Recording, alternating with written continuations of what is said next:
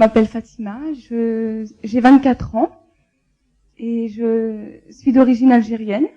Je suis née en France, dans une ville qui s'appelle Tours.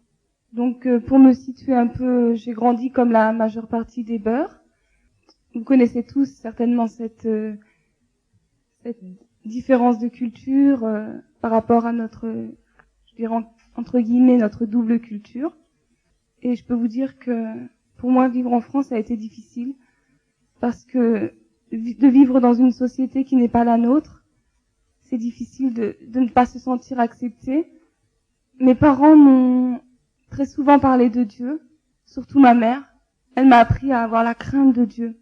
Mais j'avais pas l'impression de voir Dieu dans sa vie, ni dans la sienne, ni dans la vie de mon père. Alors, j'ai rejeté Dieu et j'ai pas voulu le connaître. Je savais qu'il y avait une puissance qui était au-dessus de moi, mais je ne voulais pas lui donner le nom de Dieu. À l'âge de 16 ans, ma sœur aînée, qui s'appelle Yamina, nous a parlé de sa rencontre avec le Christ. J'avoue que moi et mon frère, on l'a regardé avec de gros yeux et on lui a dit « Quoi, tu es devenue chrétienne? Honte à toi !» Et on l'a même traitée de crétine.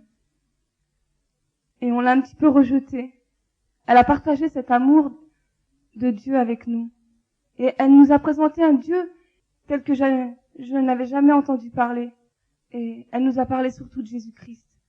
Et ce que j'ai trouvé beau, c'est qu'elle nous a dit que Jésus-Christ, c'était Dieu qui était venu jusqu'à nous parce que Dieu a voulu se mettre à notre place, a voulu vivre comme nous pour pouvoir nous comprendre davantage.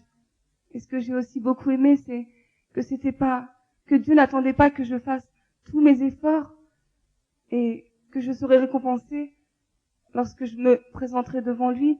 Ce que j'ai aimé, c'est de savoir que c'est Dieu qui est venu jusqu'à moi et qui est venu me chercher là où j'étais. J'ai commencé à croire que pour connaître Dieu, il fallait réellement passer par Jésus-Christ.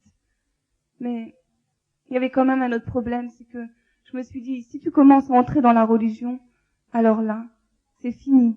Tu ne pourras plus faire ce que tu veux. Tu as déjà du mal avec tes parents qui ne t'offrent pas cette liberté. Si tu te mets sous la tutelle de Dieu, alors là, tu ne pourras plus agir. J'ai gardé quand même cette pensée et cette foi que Jésus-Christ était celui qui me réconciliait avec Dieu.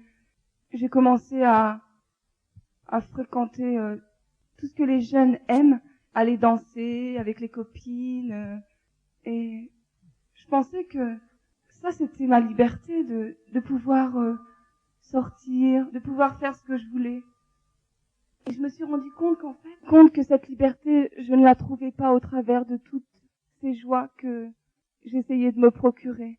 Ensuite, je me suis rendue à Lyon chez une autre de mes sœurs qui s'appelle Farida et elle m'a parlé aussi de Jésus-Christ. Il faut dire que je l'avais vue 6 mois plus tôt et là, quand je la voyais, elle était complètement transformée. Elle avait une paix en elle et elle parlait souvent de Jésus, de la Bible.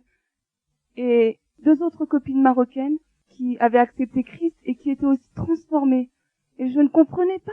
Je me disais, mais pourquoi ces personnes, elles parlent constamment de Jésus-Christ? Alors elles m'ont dit, viens avec nous. Et je me suis rendue dans une assemblée. Et là, j'ai entendu des gens qui racontaient leurs témoignages. J'ai entendu aussi un pasteur qui parlait de Jésus-Christ et de l'amour de Dieu. Et je me suis avancée et il a prié pour moi.